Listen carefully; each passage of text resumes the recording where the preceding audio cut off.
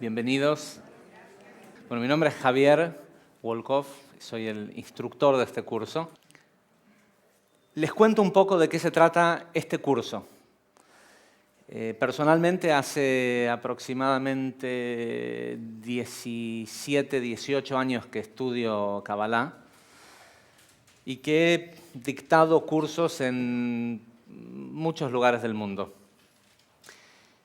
Y últimamente, sobre todo en los últimos 2 o 3 años, empecé a notar que hay un cambio en general en los paradigmas sociales, en lo que sobre todo la gente joven está dispuesta a aceptar, tanto de las autoridades, de lo establecido, de los gobiernos.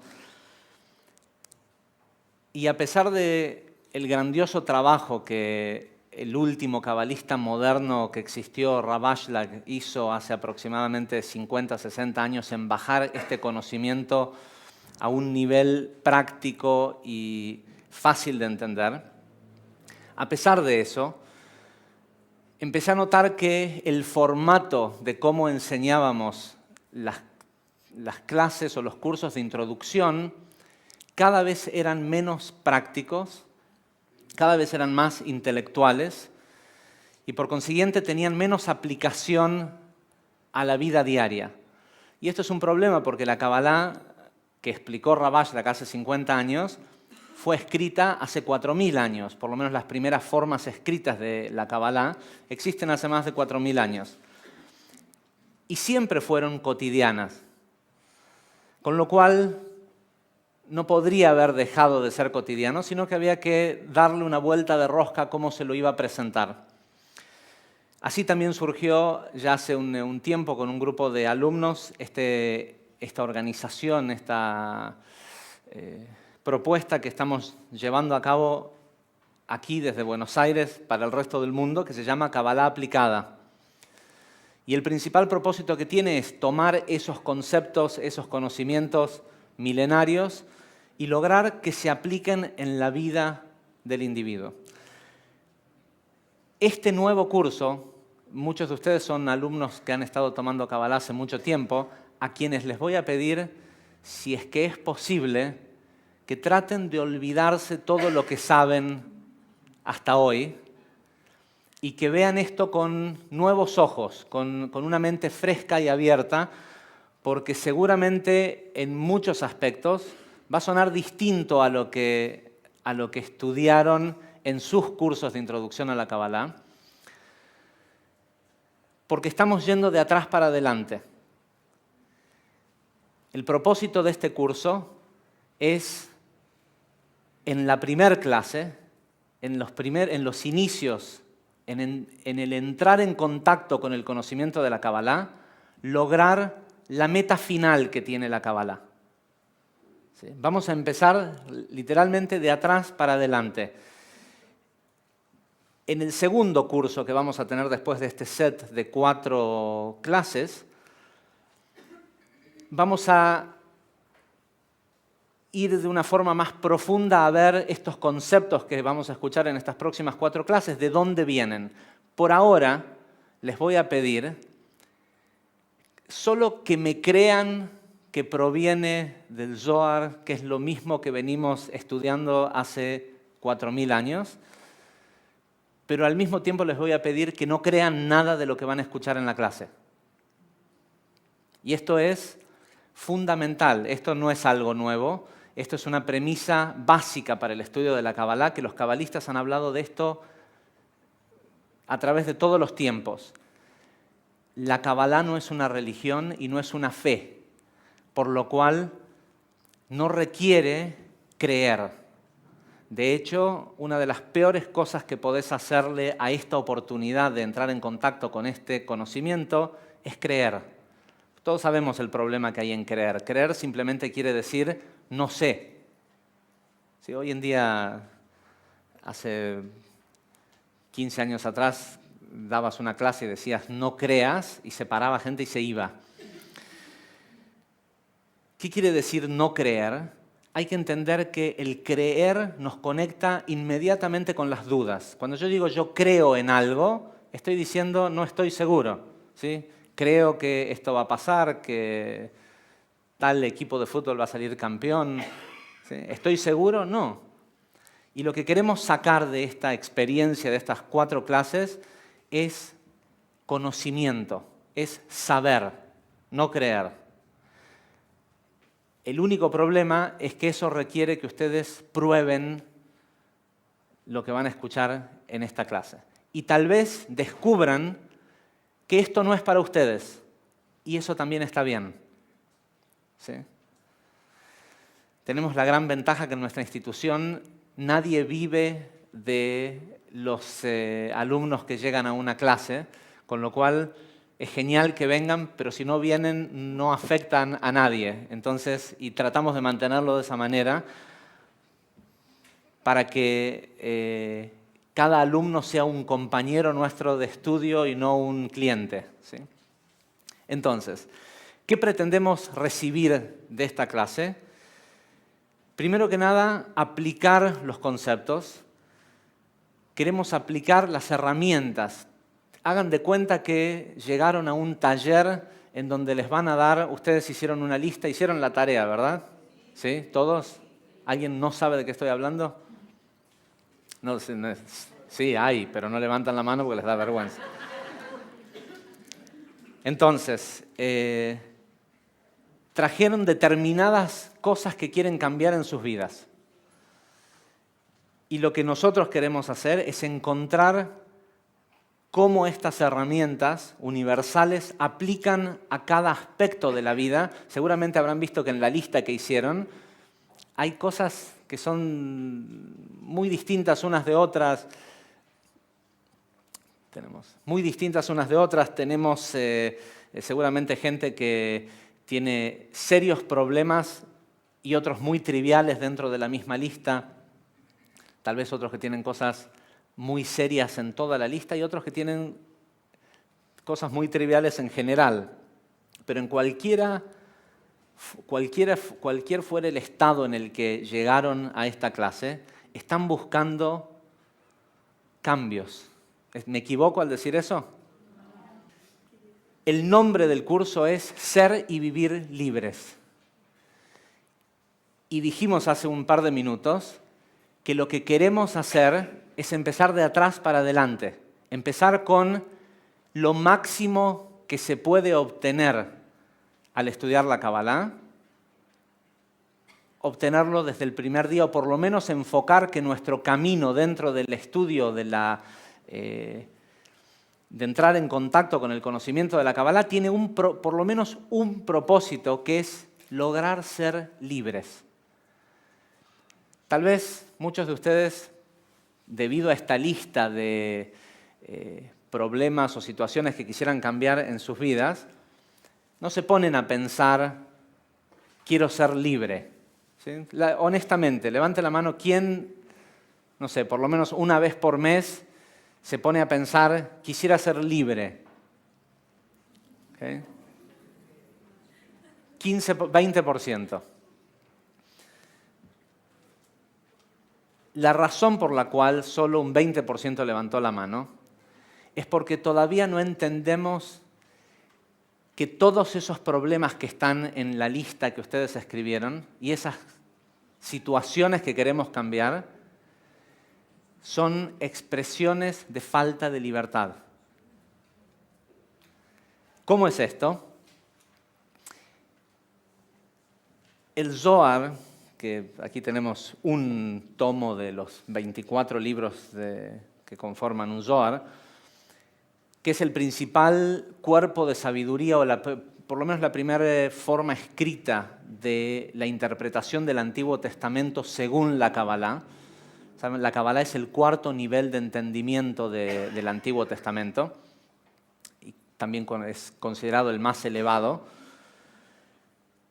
El Zohar nos dice que de la misma forma que cuando uno agarra un animal salvaje y lo pone en cautiverio y le da de comer, le da agua, le da todo lo que aparentemente necesita, igual muere y lo que lo mata es el cautiverio, el Zohar dice que la razón por la cual los seres humanos mueren y no son inmortales es porque son esclavos, porque están presos. Que cualquier aspecto de falta de libertad, de alguna forma, mata gradualmente a nuestro alma. O por lo menos esta encarnación.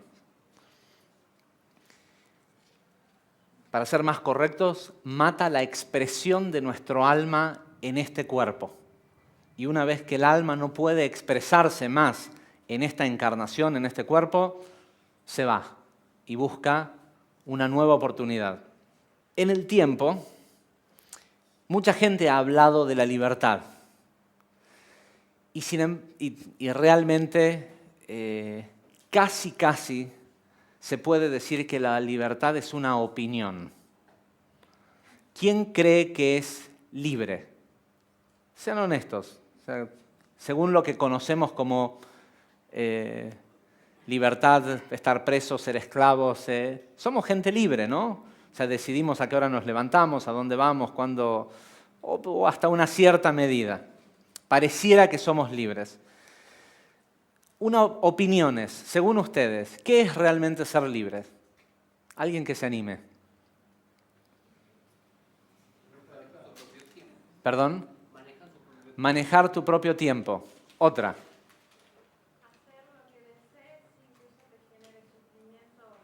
Hacer lo que desees sin que eso te genere sufrimiento o culpa. ¿Perdón? Hacerme cargo de lo que elijo. Eso es tomar responsabilidad, pero es un aspecto más elevado de libertad. ¿Sí? Ser uno mismo. Todas las respuestas son correctas, quiero que sepan. Trascender mis emociones y mi sensibilidad, trascenderla, superarla. Poder estar por encima de las emociones y de tu sensibilidad, eso te haría sentir libre. Bien. Uno de los... Y siempre la libertad, la esclavitud, todo esto está siempre muy conectado con el ser humano, la historia y el tiempo. Uno de los padres de la libertad en el mundo moderno fue Jefferson. Jefferson fue el cuarto presidente de Estados Unidos, pero cuando todavía no era presidente, fue el que escribió la Declaración de Independencia de Estados Unidos. ¿Sí? En 1776 el señor escribió más o menos así, estoy parafraseando, sostenemos esta verdad bajo el ideal de que el Creador le concedió al hombre el derecho inalienable de la vida, la libertad y la posibilidad de buscar la felicidad. ¿Sí? Esa es la frase inicial de la Declaración de Independencia de Estados Unidos. El primer artículo de la Constitución, y hablo de Estados Unidos porque es como considerado de hecho, la frase con la que Estados Unidos se autodescribe es the home of the free, ¿sí? La tierra de los libres. A pesar de la falta de libertad que tal vez produce en otros lugares del mundo, ¿sí? Pero por lo menos para ellos han creado algún tipo de pseudo-libertad. Y eso se inicia con esta persona, con estos principios. Y en el primer artículo del tratado que escriben, que termina después siendo la Constitución de Estados Unidos, dice: todos los hombres nacen libres. ¿Quién está de acuerdo con eso? Todos los hombres nacen libres. Muy bien. Otro gran personaje que tuvo mucha influencia, o por lo menos trató de tener una gran influencia respecto a lo que tiene que ver con la libertad, desde lo emocional, alguien, recordame tu nombre.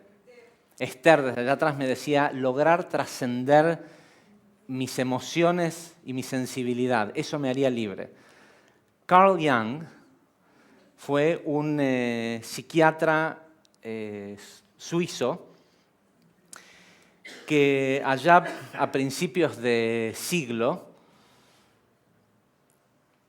escribió una teoría que tiene que ver con la memoria colectiva, el consciente o el subconsciente colectivo, es decir, que una masa crítica de personas puede afectar la forma en cómo intelectualmente otras personas interpretan una realidad X. Pero algo aún más interesante, Jung habló de los arquetipos. Y él dividió en sus primeras obras los arquetipos en 4. El rey, el amante, el guerrero y el mago. En trabajos posteriores habla de un esclavo, ¿sí? Un último arquetipo, que es el esclavo totalmente opuesto en el espectro con el rey, ¿sí? El rey estando allá arriba, el esclavo en la parte inferior del espectro. Ravashlag, este último gran cabalista que vivió a principios de siglo también, guiándose por escritos del Zohar, nos dice que todos los hombres nacen esclavos. Que todo ser humano nace esclavo y es un esclavo hasta la edad de 13 años, 12 años para las mujeres, en donde tiene la posibilidad y la oportunidad de buscar su elevación espiritual. Si no lo hace, está destinado a morir. Hoy sabemos, físicamente, la medicina nos dice que nace un bebé y 7 años más tarde, todas las células de ese bebé, primero que nada, nace de células inmortales que son las células madres. Nace, vive 7 años y 7 años más tarde no hay una sola célula en el cuerpo de ese bebé que haya estado el día del nacimiento. Regeneró totalmente su cuerpo. A los 14 años pasa lo mismo. Pero a los 14 años empieza la adolescencia. ¿Por qué empieza la adolescencia? Porque el ser humano empieza a adolecer la consecuencia de lo que causa para su vida. ¿Sí? Llega a este libre albedrío, nos explican los cabalistas, a partir de esa edad. Y si la persona no empieza a buscar un camino de crecimiento espiritual, para cuando tiene 21 años, ya no puede, ya no reproduce todas sus células otra vez. Y empieza lo que nosotros le llamamos algo normal, la vejez. ¿Sí? ¿Cuándo empieza? En el momento en el que esa energía de inmortalidad prácticamente que tiene el bebé deja de operar correctamente, la persona empieza a morir ese día. Tal vez le tarde 60, 70, 80 años más, pero empieza a morir ese día. La buena noticia es que es reversible. ¿De dónde surge esto? ¿De dónde sale este conocimiento? En el Antiguo Testamento, en el libro de Éxodo, que es el segundo libro de la Torá o del Antiguo Testamento, empieza con una historia donde nos dice lo siguiente. Dice, estos son los nombres de los hijos de Israel que bajaron con Jacob a Egipto. Y enumera los nombres de sus 12 hijos y después termina enumerando las 70 personas que viajaron con él a Egipto. Dice, pero hubo un nuevo faraón en Egipto que no conocía a Yosef y decidió esclavizarlos. Es la famosa historia antes había estado Yosef, ¿cómo es el nombre de Yosef en español? José. José, el hijo de Jacobo, que había sido rey de Egipto. Aparentemente surge un nuevo faraón que no lo conoce, se ve que nunca escuchó nombrar de este Yosef, y dice, ¿quiénes son toda esta gente que está acá? Vamos a esclavizarlos. Eso es lo que la historia y después nos cuentan de plagas y la salida del desierto y todas estas historias casi fabulosas de la Torá.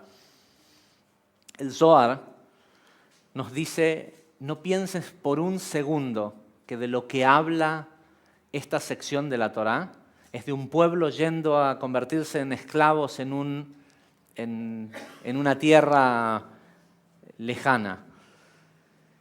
Los hijos de Israel son las almas que bajan a Egipto, quiere decir que encarnan en un cuerpo. Y en el momento en el que encarnan en un cuerpo, se olvidan de José. Les prometo que en el segundo curso que van a hacer, si continúan con estos estudios, y vamos a estudiar sobre el árbol de la vida, las 10 sefirot, van a entender qué quiere decir Yosef. Pero por ahora créanme que Yosef quiere decir entender o reconocer que la energía proviene del todo, del cosmos. ¿Sí? Entonces, nace un alma encarna en un cuerpo y al encarnar en el cuerpo se olvida que el universo, que todo lo que existe en el universo es para él y que él tiene la capacidad de obtener lo que sea que quiera de este universo, se olvida y se convierte en un esclavo del cuerpo. El cuerpo le pide comida y llora, le pide a sus padres, ¿sí?, que le den de comer. Si es muy claro ver en cómo evoluciona un ser humano versus cualquier otro animal en la naturaleza. Es notable que el ser humano nace esclavo. Si no tiene a alguien que procure por él, muere. El ser humano nace esclavo. Porque ¿quién es el ser humano? ¿El cuerpo o el alma?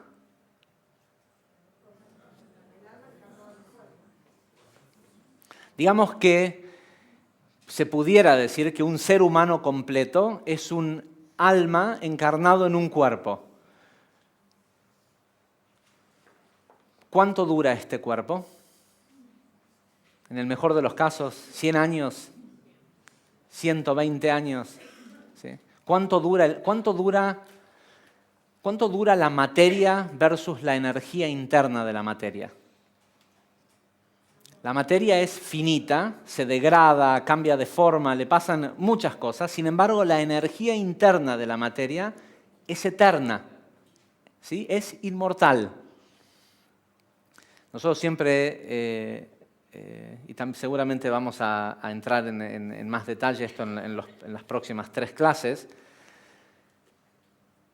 pero recordamos que antiguamente, hasta no hace mucho tiempo, hasta hace aproximadamente 400 años, el conocimiento de la Kabbalah no se lo conocía como Kabbalah.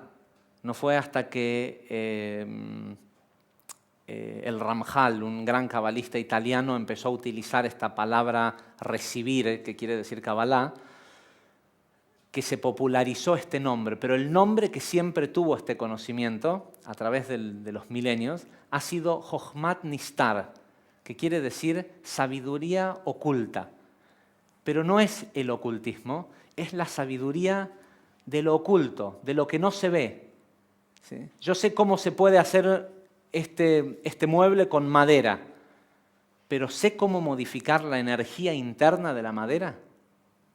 ¿Sí? La puedo ver, la puedo tocar. En realidad tocar sí puedo. ¿Sí? En realidad totalmente lo contrario. No existe materia alguna que nosotros podamos tocar. ¿Sí? La silla donde ustedes están sentados no la tocan, ¿sí? Porque nosotros somos espacio vacío y también la silla es espacio vacío, pero un campo magnético que se forma de repulsión entre los cuerpos por la energía del átomo nos da de pensar que es sólido. ¿Sí? Que no lo puedo atravesar. Pero hay una energía interna. Ahora, más aún, mi cuerpo y este podium están hechos de la misma materia. ¿Sí? Los átomos son los mismos. Los quarks, o como sea que le llamen a la materia primordial, es toda la misma. El piso, mi mano, todo está hecho de lo mismo. Pero nosotros no nos manifestamos igual que una piedra o una planta. ¿Por qué? Porque esa energía interna, llamémosle el alma de las cosas, varía en su intensidad de deseo. ¿Sí? La planta tiene más deseo que la roca, pero menos deseo que un animal. Y el deseo en sí, y esto lo vamos a ver en la segunda clase la semana que viene, el deseo es lo que genera movimiento en este mundo. Son la misma cosa en realidad. Cuando alguien te dice, ay, yo quiero muchísimo hacer tal y tal cosa, o quiero cambiar esto, y no hizo nada al respecto, no es cierto, no quiere.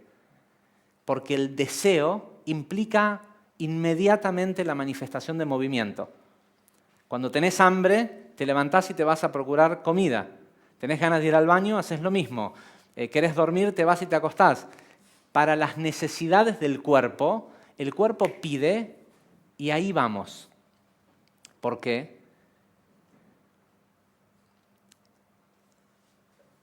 Porque esa energía interna es esclava de la materia. Quien nosotros verdaderamente somos, que es nuestro alma, nosotros somos un alma encarnado en un cuerpo, no somos un cuerpo que tiene un alma. ¿Sí? Se acostumbra mucho a decir, ay, esta persona tiene un alma hermosa. No, la persona es un alma hermosa y tiene el cuerpo que le tocó en esta encarnación por las razones que sea y por cómo lo trató o lo maltrató hasta el día de hoy. Hoy conocemos que la energía de la materia, el potencial que hay en la energía de la materia, gracias a la teoría de la relatividad, es infinitamente superior a la que expresa cuando está contenida en la materia. ¿Es así? ¿Sí? De un par de gases se hace una reacción nuclear y tiene una... ¿sí? Cuando se libera la energía de la materia, la capacidad que tiene, la cantidad de la potencia, el poder que tiene es infinitamente mayor a la que tiene cuando está prisionero en el confín de la materia. Lo mismo pasa con nuestro alma. Lo que nosotros verdaderamente somos, este alma, tiene capacidades literalmente infinitas siempre y cuando logremos liberarlo de su esclavo, de su amo, ¿sí? Del tirano que lo controla. ¿Y quién es el tirano que lo controla? El cuerpo. Ahora cuando entremos en un ratito en los ejemplos, en las cosas que quieren cambiar, vamos a ir prácticamente viendo en cada uno de ellos cómo es que actúa el cuerpo o el intelecto, ¿sí? Que es una parte ya más sofisticada del control que tiene este amo, este tirano por encima de nuestra verdadera energía interna. Y vamos a ver cuáles son las herramientas que utiliza este tirano para controlar a este esclavo que tiene. Pregunta, en las cosas que pusieron en su lista que quieren cambiar, ¿alguna de ellas involucra alguna situación donde hay una interacción con otra persona, donde aparentemente esa persona es el que nos esclaviza? ¿Sí? Algunos dicen que sí, muy bien. No tiene por qué ser lo mismo con todos. En esa misma lista, ¿hay ejemplos de situaciones que te esclavizan? ¿Sí? Mandatos familiares, culturales, ¿sí? Todos dicen que sí. Aparentemente hay un montón de situaciones, personas, de entes que nos esclavizan. ¿Eso puede ser posible? ¿Cuántos amos puede tener un esclavo? Uno. Lo mismo ocurre con nosotros. Es un solo el amo que nos esclaviza. Y cuando nosotros logremos identificar cuál es nuestro tirano, vamos a poder liberarnos de él. Lo primero que debemos saber es las herramientas que utiliza este tirano para controlarnos. 5 sentidos. La principal herramienta que utiliza este tirano sobre nuestra existencia son los 5 sentidos. ¿Alguna vez alguno de ustedes escuchó hablar de experiencias de muerte cercana, de muerte clínica? ¿Sí? Gente que en una operación, en un accidente, en alguna situación de la vida, de golpe ven que se separan del cuerpo y después van por un túnel y ven la luz y regresan. ¿Lo han oído, no? ¿Alguna vez? Bueno, si entran en YouTube, en cualquier lugar donde puedan ver, van a ver testimonios a cansarse. Hay, más allá de que la gran mayoría ve el túnel, hay una cosa que es común a todos los casos.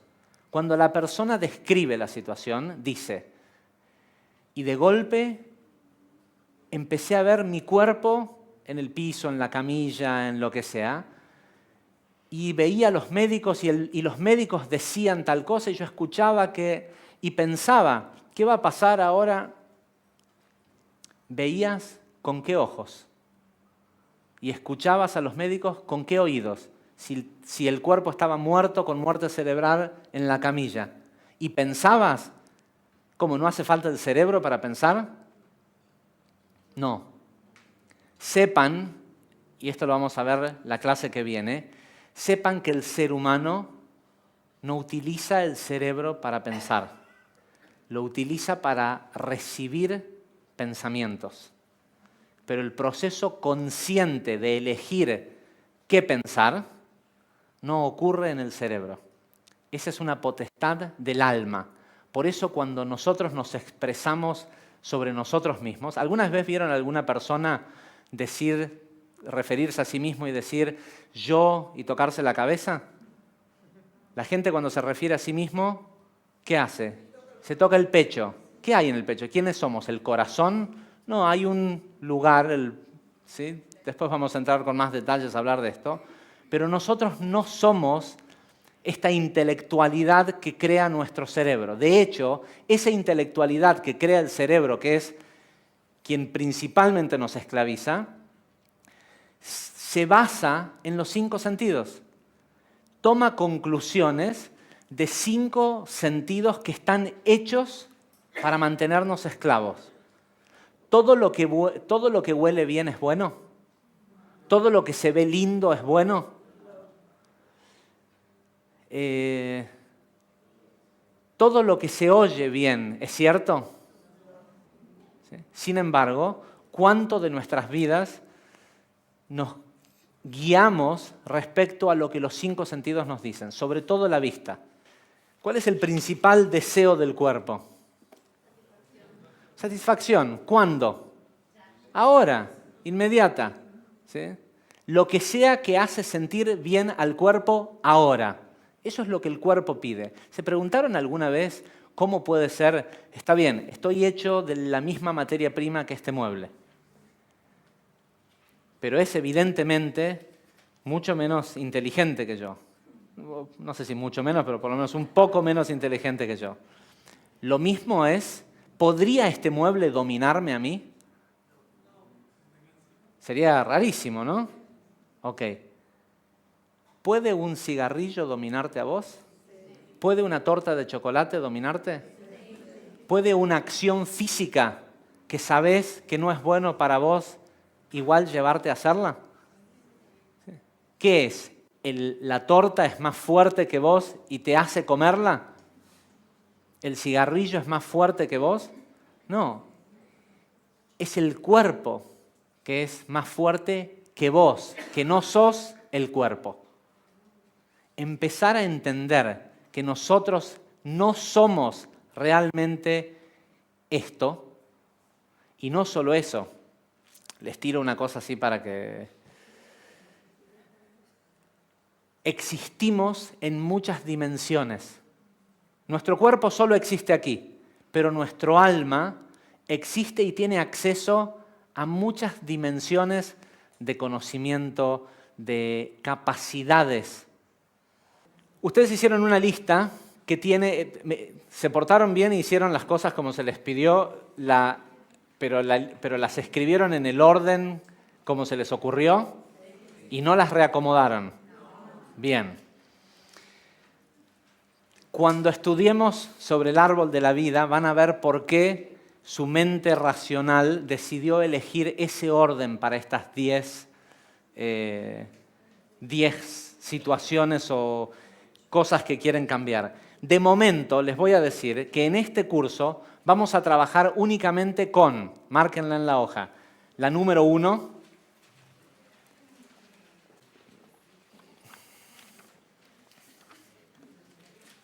¿sí? La número 4, 5, 6 y 10. Esto no quiere decir de que no puedan después hacer durante las vacaciones ponerse a trabajar en las otras. Pero vamos a empezar trabajando esos números. Lo que les voy a pedir que hagan ahora, si trajeron un cuaderno, es que escriban cada una de estas situaciones. Espero que hayan sido breves al escribirlas, y si no, empezaremos con solo poner la idea de estas 5 en hojas separadas. Una hoja para cada una de estas 5 situaciones que queremos cambiar. Vamos a definir algunas características y algunas diferencias entre el rey y el esclavo. ¿Sí? Si vamos a decir que estos son los 2 extremos del espectro, por un lado tenemos el esclavo, allá en la situación de menor vibración posible, ¿sí? O de menor deseo, o por lo menos de manifestación de deseo posible. Y por otro lado, el rey que él es el dueño de todo, es el que hace lo que sea que quiere, ¿sí? Como decía Mel Gibson, es bueno ser rey. No conocen la película, ¿no? Sí. Es bueno ser rey. ¿Cuál es la gran diferencia? El rey es la autoridad suprema. ¿Qué quiere decir ser la autoridad suprema? El rey no le teme a nadie. El propósito de este curso es salir del estado de esclavitud y por lo menos vamos a empezar, hasta que logremos llevar esto a toda nuestra vida, por lo menos con estos 5 ejemplos, vamos a empezar a ir desde un estado de esclavo a rey. Pero para eso hay que poder identificarlo. Número 1, el rey está en una potestad de ley suprema, en donde él puede hacer lo que sea, lo que quiera, porque nadie le puede decir nada, nadie lo va a juzgar, nadie le va... ¿sí? No estamos hablando de un presidente, estamos hablando de un rey, como los reyes medievales. Está en control de la situación, incluso cuando no la está, porque como es el rey, él decide que eso es el control. Pero la parte más importante es esto de no tener temor. Un rey, un verdadero rey, solo le teme a las leyes de causa y efecto y a ningún otro hombre. ¿Se entiende esto? Si ya no cree en las leyes, si no le teme a las leyes de causa y efecto, entonces es un tarado.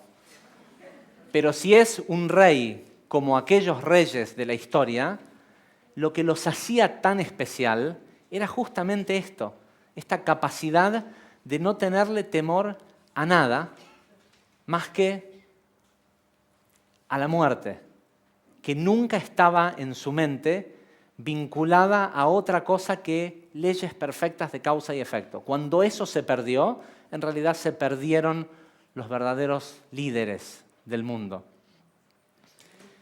Por otro lado, en el opuesto, el esclavo, él es lo último, es el último eslabón de la cadena alimenticia. Es controlado por quien sea que es su amo, sea un rey o no, porque eso todavía es lo más triste, es que la mayoría de nosotros, tal vez si tuviéramos uno de esos reyes, no nos molestaría tanto ser controlados por otras personas, pero ser controlados por situaciones, gobiernos que tienen tan poco para mostrar de grandeza, molesta, ¿sí? Imagínense ahora al nivel personal, si no le molesta al alma que un cuerpo que no puede resistirse que no puede resistir, no su deseo, el deseo de una torta de chocolate, lo levante a la mañana y lo lleve por la vida y le diga qué hacer. ¿Sí? Imagínense el sufrimiento que nosotros como esclavos a nivel alma vivenciamos cada día de ser esclavos, estar enjaulados en este cuerpo, que lo que le importa es comida, placer, sexo, riqueza, fácil, bueno, difícil, malo. ¿Sí? Esa es la conciencia del cuerpo. Digamos que en la lista que ustedes tienen enfrente, ¿alguien quisiera compartir la primera cosa que se les ocurrió? Dejar el cigarrillo. Ella fue la primera. Les voy a pedir ahora que escriban esta pequeña fórmula. Número 1. Lo primero que voy a hacer, esto escríbanlo en una hoja separada donde escribieron esto es como la fórmula que vamos a utilizar en todos los casos. Número 1. Tengo esa situación que describí, ¿sí? Y eso me va a generar un deseo. Laura tiene el deseo de dejar de fumar, eso es un deseo de cambio. Igual, como lo habíamos pedido que lo escribieran, es que solo describan la situación, ¿sí? Puede ser, no puedo dejar de fumar, fumo un montón. ¿Sí? ¿Cuál es el deseo que esa situación me genera? Si tuviera control de mí mismo y lo pudiera hacer, digamos que me dieron una varita mágica y me dicen, listo, lo que quieras cambiar, cambia en un instante. Quiero dejar de fumar. Pero no lo van a escribir de esa forma, lo van a escribir positivamente. Trabajo en un lugar y en una tarea que no me gusta, pero no la puedo dejar por X razón. ¿Sí? Es una situación de tu vida, no es fácil. ¿Qué vas a hacer? ¿Renunciar a tu trabajo? ¿Hay boletas que pagar? Lo primero que vamos a escribir es ¿qué es lo que quiero? Pero no voy a poner quiero dejar de trabajar en ese lugar que, sino escribirlo de manera positiva. Quiero trabajar en un lugar y en una tarea que me guste. Pareciera que es lo mismo decir quiero dejar de trabajar en ese lugar que no me gusta. Pero en esta forma todo es negativo. Quiero dejar, no, ¿sí? Todo es no me gusta. Esa es la realidad de hoy, que trabajás en un lugar que no te gusta. Pero nosotros queremos ir a una nueva realidad. ¿Y cómo te verías en esa nueva realidad? Te ves trabajando en un lugar y en una tarea que te gusta. Entonces, lo primero que voy a hacer es escribir la situación esta, arriba, que es lo que hice estos 5 primeros. Paso número 1, describir el deseo que me genera, pero desde un punto de vista positivo, no desde no quiero, no esto, no. ¿Qué es lo que sí? ¿Cuál sería la realidad ideal?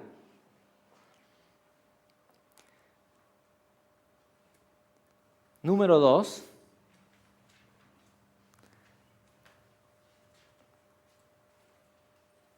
quiero identificar qué es lo que me esclaviza. ¿Qué hay en mí que me esclaviza a esa situación? Identificar la esclavitud relacionada con esa situación. Y van a ver que son distintas en cada uno de los ejemplos que pusieron y esos son los puntos sobre los cuales vamos a trabajar. Por ejemplo, en el caso del señor que dice quiero trabajar en otro lugar donde me guste y me la pase bien, ¿cuál es la esclavitud? No tengo, yo acá puse un ejemplo que se me ocurrió, no tengo la fuerza para emprender algo nuevo. ¿Sí? ¿Cómo es que estoy esclavizado? ¿Cómo puede ser que me tiene esclavizado? ¿Por qué me tiene esclavizado? Carezco de fuerza para... A lo mejor tengo ideas de... Seguramente si no me gusta mi trabajo, tengo ideas de qué quisiera hacer. Tal vez emprender una nueva empresa, hacer algo distinto. Sin embargo, no tengo la fuerza para hacerlo. ¿Cuál es el identificar el aspecto que me esclaviza? Y esto es algo importante, esto de identificar. Ravashlag dice que si una persona logra identificar su negatividad, sus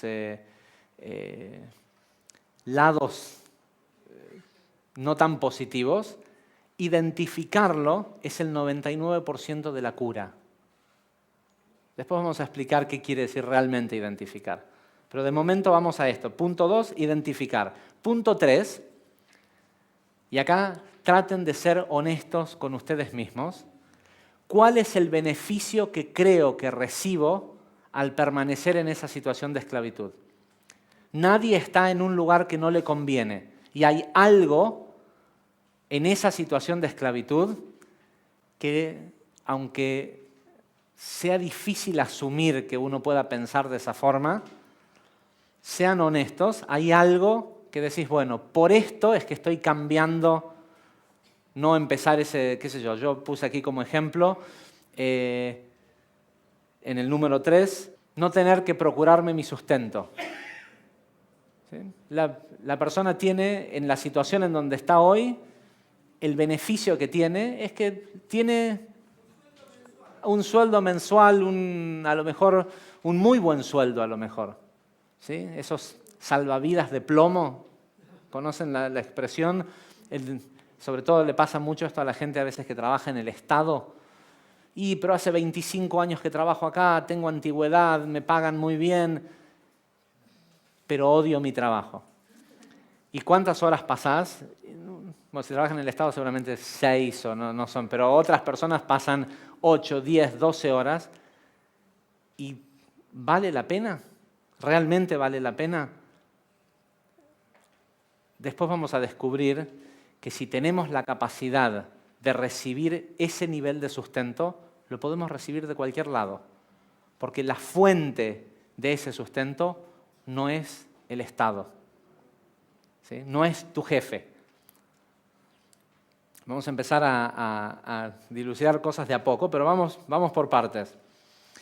Número 4, ¿a qué carencia física le tenés miedo? Carencia física, uno le tiene miedo y por eso no sale de esa situación. El primero era ver, hay un beneficio. Pero si yo me doy cuenta que ese beneficio de golpe ahora, porque lo planteamos acá, digo, no, pero ese beneficio, la verdad, vale la pena que yo pase el 90% de mi día despierto haciendo algo que odio por ese beneficio. Si es cierto que Javier dice que igual puedo recibir la misma cantidad de dinero, mañana renuncio. Sin embargo, hay un tema más. Van a ir descubriendo que uno de los principales aspectos que utiliza nuestro cuerpo y nuestro intelecto para esclavizarnos es el ego. Y el ego se dice amigo nuestro. De hecho, es el único que piensa en mí. ¿Sí? ¿En quién piensa? ¿En mí o en el amo? El ego solo piensa en el amo.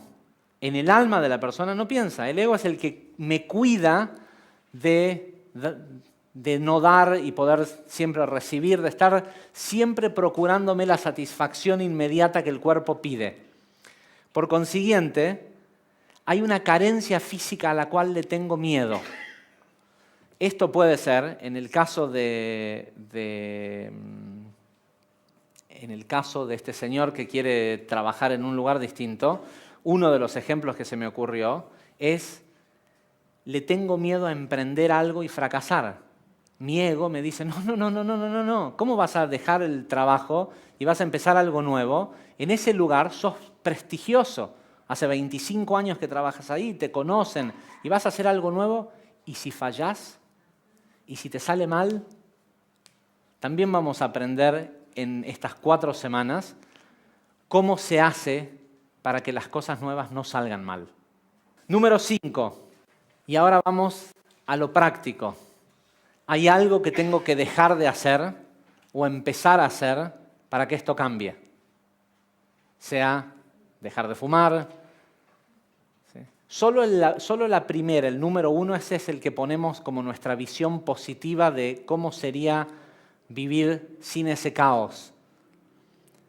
Todo lo demás, queremos realmente excavar y sacar toda la mugre posible para poder estar al tanto de en dónde estamos parados. Entonces, el número 5 es, ¿qué es lo que tengo que hacer o dejar de hacer? Y número 6, este requiere de una explicación. De hecho, una de las primeras personas en explorar este concepto fue Carl Jung, por lo menos en explorarlo en el conocimiento moderno, y es el siguiente. Es prácticamente imposible que un ser humano cambie un hábito. Es tremendo, pero es prácticamente imposible porque hay todo un sistema de, ¿cómo se dice? Imprinting, de impresión sobre la memoria de la célula, ¿sí? Que hace que sea automático. Cuando te enojas con gente porque alguien te dice algo y eso te hace saltar la térmica, no decís, ¿sabes qué? Estoy pensando lo que este señor me está diciendo, yo en este momento debería enojarme. A ver, me voy a enojar. No, es automático. ¿Sí? El deseo del cigarrillo, no decís, yo tendría que, creo que es hora de fumar. Y ahora me surge el deseo. No, empezás a sentir las ganas del cigarrillo y después empezás a decir, ¿cómo hago para salir a fumar? ¿Sí? ¿Por qué es automático? Porque todo aquello que le hace bien al amo, pero le hace mal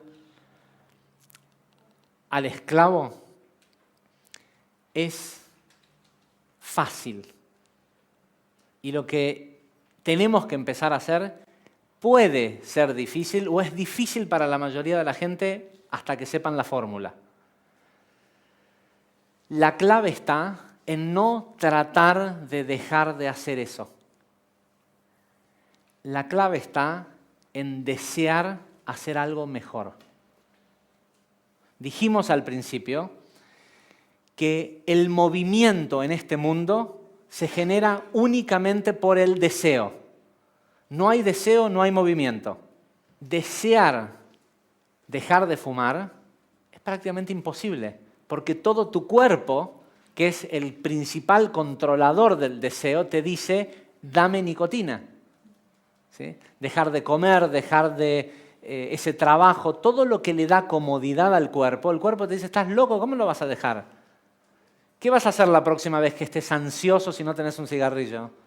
¿Qué vas a hacer la próxima vez que tengas que pagar las cuentas si tu emprendimiento no prospera? En el caso del señor este que quería dejar de hacer lo que estaba haciendo, los ejemplos que yo puse fue salir a buscar un nuevo trabajo o emprender un proyecto X. Ahora, no va a ser fácil, porque empezar a hacer cosas nuevas, acciones nuevas, primero requieren de deseo. Y lo que tengo que lograr cambiar es el 3 y el 4. Si se fijan lo que decía el 3 y el 4, ¿sí? El 3 y el 4, hay un beneficio que siento que recibo y hay una carencia a la que le temo. El nuevo deseo tiene que ir en contra de esas dos conclusiones a las que llegué. Si no, no es un deseo que es bueno para curar esta esta situación que quiero cambiar en mi vida. Por ejemplo, el señor el que quiere emprender esta nueva empresa o buscar un nuevo trabajo, ¿qué es lo que tiene que querer? Al principio dijimos, quiere un trabajo que le guste. No, pero ahora estamos hablando del mundo de las acciones. ¿Qué es lo que tiene que querer para que genere una acción conducente? Tiene que querer eliminar el miedo, en este caso, en el caso de este señor por el ejemplo que dimos, y la comodidad. El tipo seguía trabajando ahí porque le pagan muy bien, pero el problema que él tiene no es su sueldo, es la comodidad. El problema que él tiene es el miedo al fracaso. Entonces, los sabios de la Kabbalah nos explican que el miedo, la comodidad, el enojo, la furia, no son sentimientos, son entidades. ¿Sí? Son cosas que existen, después lo vamos a, como les pedí al principio, por ahora créanme, después vamos a explicarlo con más detalle. Son entidades que se fortalecen o se debilitan según cuánto alimento uno le da. Si nos ponemos a ver, en el caso de este señor, seguramente este señor le tiene miedo a muchas cosas. ¿Sí? El tema del trabajo es el que él puso en el principio de la lista, con lo cual esto es algo importante, quiere decir que requiere eliminar una gran cantidad de miedo. ¿Cómo lo hace? Si tiene todo en Kabbalah se le llama klipá a estas entidades, ¿sí? Son paquetes de energía negativa que no solo se alimentan de lo que vos le das, sino de lo que otras personas también le dan, por eso uno debe cuidar su entorno. Pero en definitiva, lo que esta persona tiene que hacer es eliminar el miedo, con lo cual no tiene que salir a buscar trabajo. Tiene que salir a hacer acciones que eliminen el miedo, empezando desde pequeños miedos. Tal vez la persona le tiene miedo a las alturas. Y una de las cosas que tiene que hacer es decir, no, si este es un lugar seguro y no me puedo caer, me acerco y domino ese miedo. Si es que ese miedo no es superior al miedo con el que está tratando por lo de su trabajo. Pequeños miedos y pequeñas comodidades. ¿Por qué? Porque cuando la persona debilite esa klipá, ese paquete o esa entidad del miedo o de la comodidad en su vida, le va a ser fácil llevar a cabo el deseo de salir a buscar ese trabajo. ¿Sí? Hoy, lamentablemente, si quieren imaginárselo de esta manera, nuestra fuerza de voluntad, que solo proviene de nuestro verdadero ser, es un gigante supermusculoso, ¿sí? con una capacidad infinita, que un día lo metieron preso y se suponía que tenía que estar 12 años preso en un lugar muy confinado, muy pequeño, y después tenía toda una vida por delante para recuperar su estado físico. Sin embargo, este tipo está, en algunos de nuestros casos y en algunas áreas de nuestra vida, hace 40 años, 50 años, 70 años, preso en un lugar, entonces tiene los músculos entumecidos, tal vez incluso atrofiados. Y lo que tenemos que empezar a hacer es, de eso se trata esto de identificar qué hace a esa situación negativa en estos 5 aspectos que dimos posteriores a cuál sería el ideal. Quiero dejar una incógnita. El trabajo que vamos a hacer en casa hasta la semana que viene, en estas 5 situaciones, vamos a hacer el 1, 2, 3, 4 y 5, pero no el 6. No vuelvan con el 6 resuelto. ¿Sí? Vamos a reescribir esta situación Vamos a escribir cómo quisiéramos, cuál es el ideal de lo que quisiéramos ver en esa nueva realidad. Número 2, vamos a identificar cuál es la esclavitud relacionada con esa situación. Número 3, cuál es el beneficio que creo que recibo de esa situación, si no, no estaría ahí. Y van a ver que probablemente vuelvan la semana que viene y algunos de estos no hayan encontrado las respuestas. Pero está bien. Igual, seguramente si pudiéramos ir de a uno de estos 10 aspectos cambiándolos, estoy seguro que todos estarían felices. Número 4, ¿a qué carencia física le tenés miedo? Y eso es lo que te lleva a hacer o a mantener esta situación. Número 5, ¿qué es lo que tengo que dejar o empezar a hacer para que esto cambie en lo práctico? Y el número 6, no lo hagan. El número 6, si se acuerdan, es cambiar el deseo. Pero de eso vamos a hablar la clase que viene. La gran incógnita para la clase que viene es ¿a quién se le ocurre hacer un sistema así? ¿Sí? Si quieren saber por qué los cabalistas dicen mejor no creas tanto en Dios, ¿sí? Cree en leyes universales y demás, es porque si tuvieras que hacer responsable a alguien de esto, ese alguien sería alguien terrible. ¿Cuál es el propósito detrás de agarrar un alma, meterlo prisionero en un principio en un cuerpo que no habla, no se expresa, no puede procurarse alimento? ¿De dónde sale este sadismo de hacernos esto? ¿Sí? Si es que hay un Dios o alguien que creó todo esto, si esto realmente responde a un orden divino y a una creación, ¿cuál es el propósito que tiene que partamos desde un lugar oscuro como la esclavitud para la mayoría de la gente nunca liberarse? La semana que viene vamos a hablar de 4 realidades, 4 mundos que existen paralelos a este, que son los mundos o el sistema de la creación de este universo.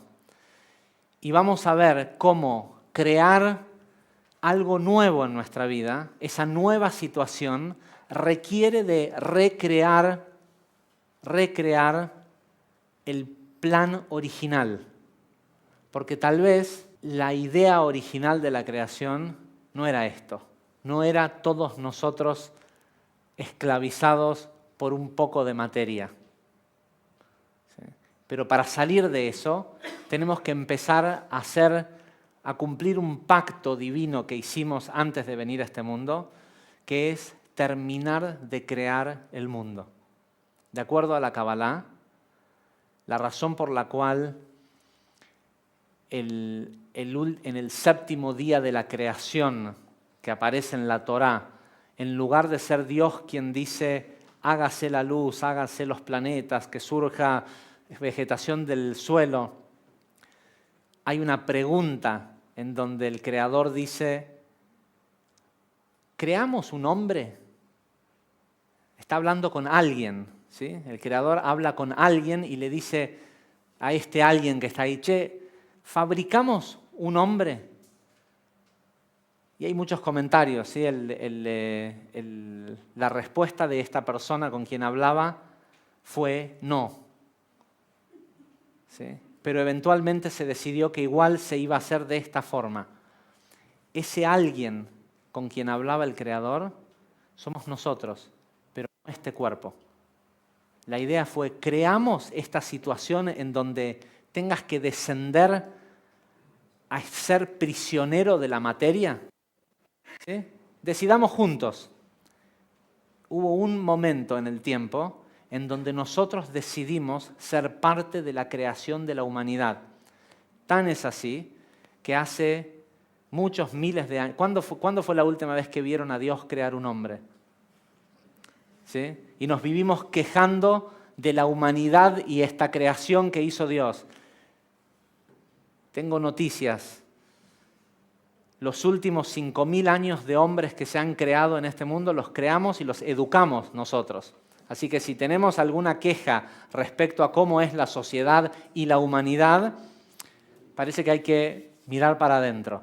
La semana que viene vamos a entrar en todos esos temas. Les agradezco muchísimo por venir.